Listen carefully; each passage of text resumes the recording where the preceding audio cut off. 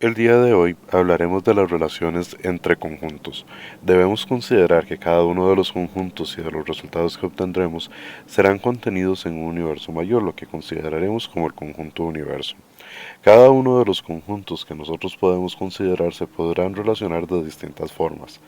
La primera de ellas que consideraremos será la relación de inclusión de conjuntos. Decimos que un conjunto A está contenido en un conjunto B si todo elemento que pertenece al primero está incluido también en el segundo. Simbólicamente lo representamos de esta manera. Decimos que para todo elemento que pertenece al conjunto A, ello implica que el elemento pertenece también al conjunto B. Simbólicamente, la inclusión de conjuntos se representa por medio de esta simbología. Eso quiere dar a entender la idea de que A es subconjunto de B.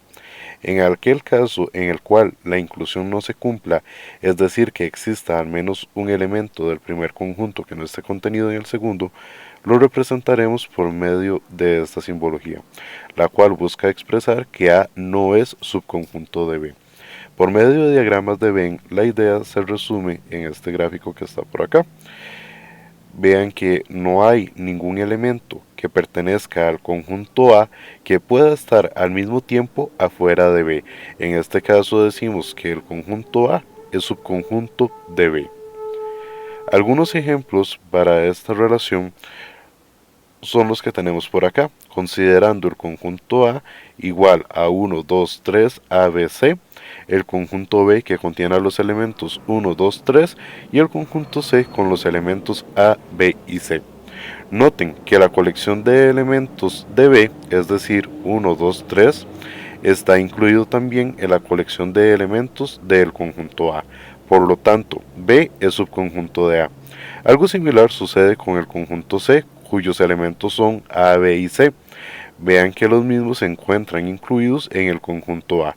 Por lo tanto, el conjunto C está contenido en el conjunto A. En el caso del conjunto A y B, sucede lo siguiente. Noten que el conjunto A posee los elementos A, B y C, los cuales no están contenidos en el conjunto B. Por tanto, existe al menos un elemento que está en el primer conjunto y no está en el segundo. Por ello escribimos que A no es subconjunto de B. En el caso de A y C sucede lo mismo.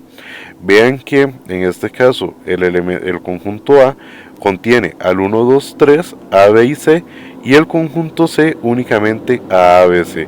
Por ello, el conjunto A no es subconjunto de C.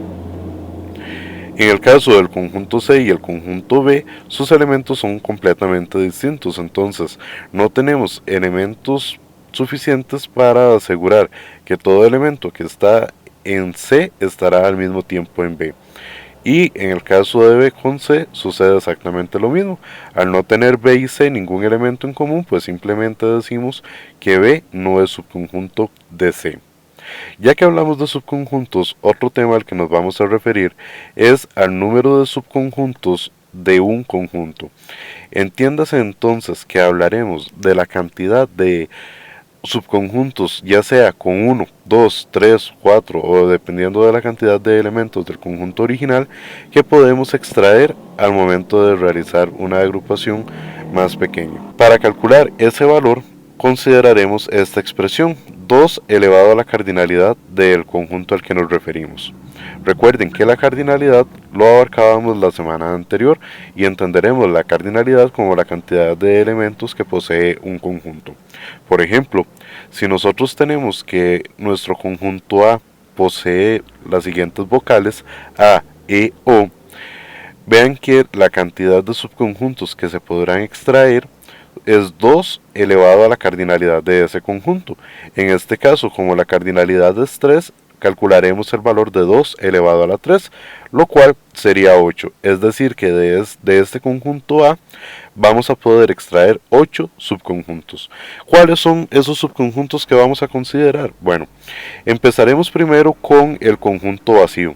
El conjunto vacío siempre será subconjunto de cualquier conjunto.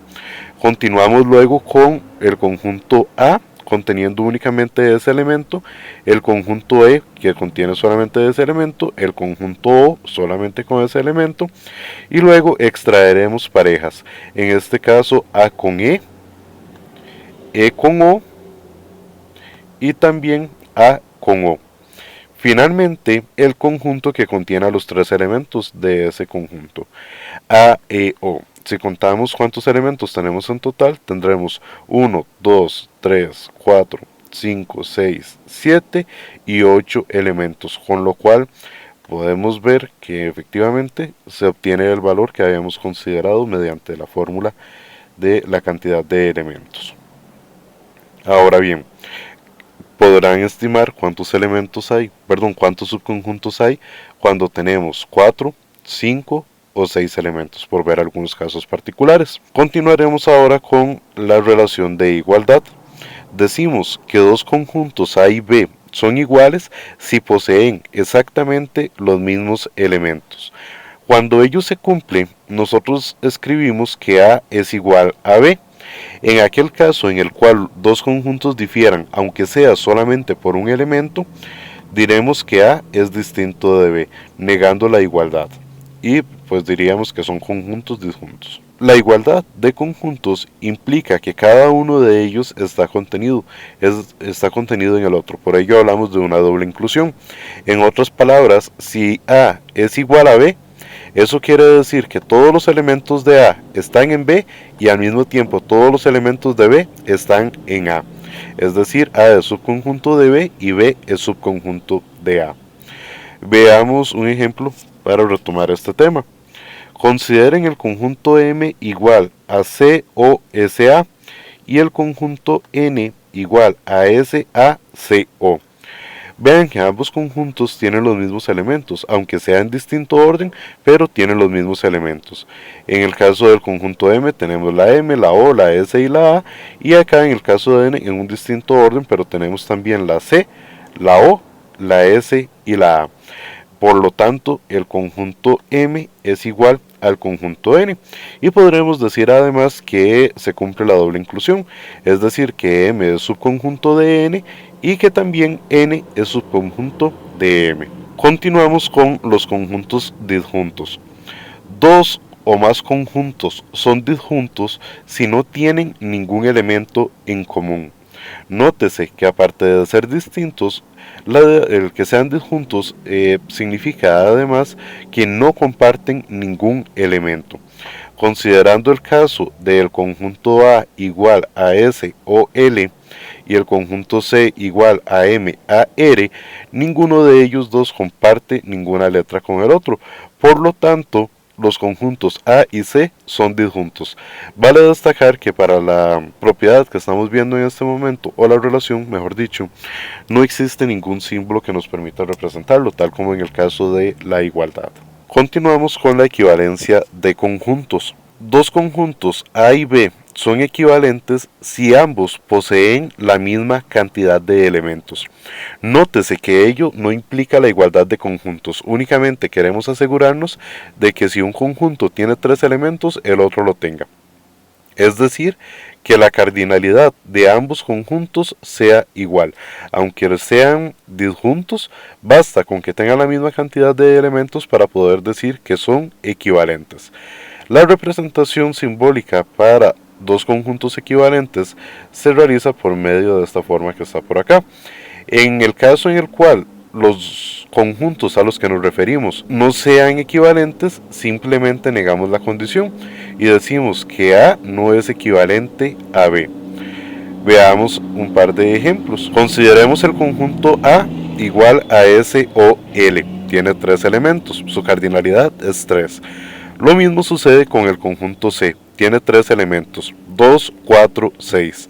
Al tener la misma cardinalidad esos dos conjuntos, podemos establecer que son equivalentes. Insisto, es decir, tienen la misma cantidad de elementos.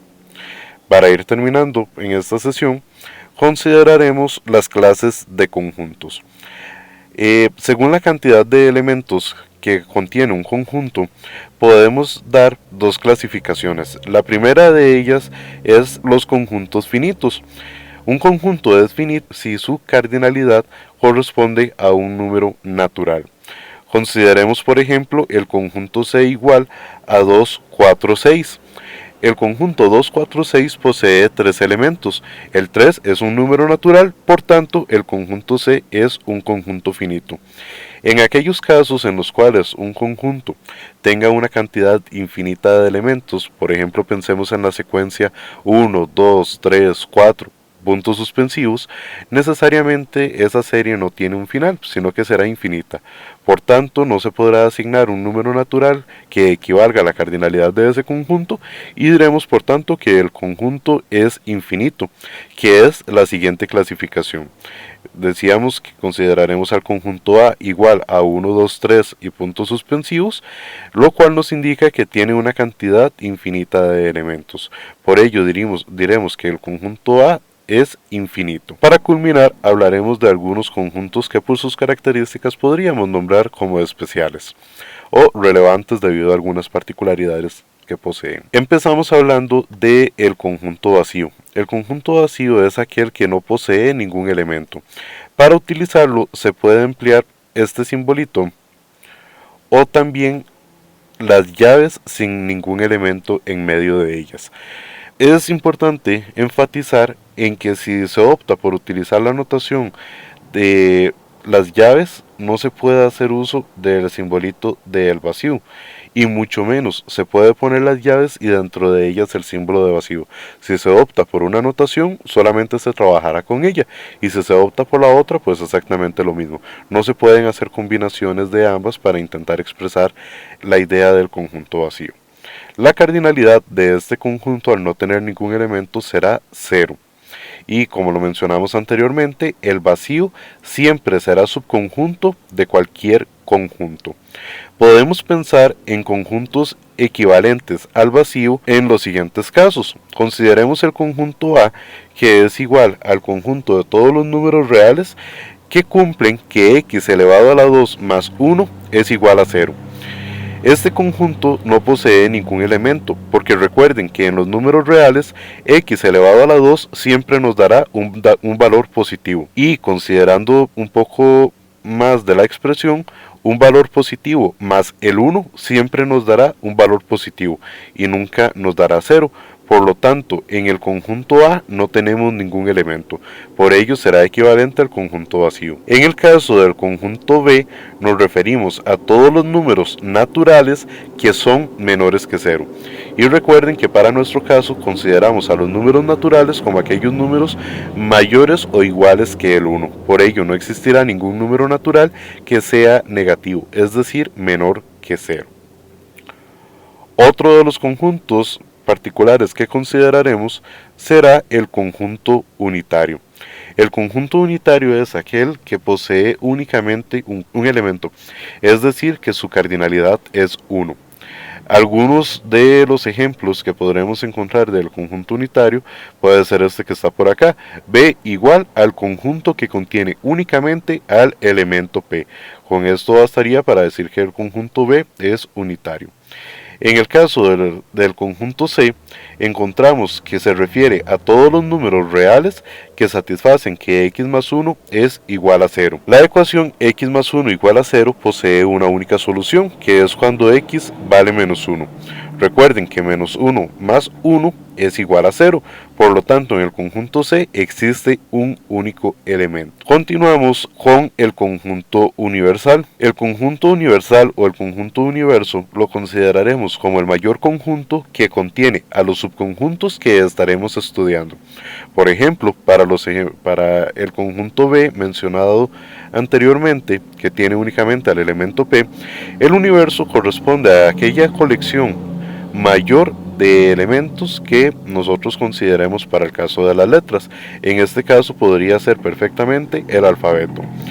Para el conjunto C, que posee a los elementos menos 1, 0, 2, 3, puntos suspensivos, al referirnos a números, consideraremos que el universo más grande que conocemos corresponde a los números reales. Por ello, el conjunto universo en cada caso sería el alfabeto, en el caso del conjunto B, y en el caso del conjunto C, el conjunto de los números reales, siendo el mayor conjunto numérico que conocemos hasta el momento. Continuamos con el conjunto potencia. El conjunto potencia es el conjunto que posee a todos los subconjuntos de determinado conjunto. Le podremos llamar conjunto potencia o el conjunto de partes del conjunto.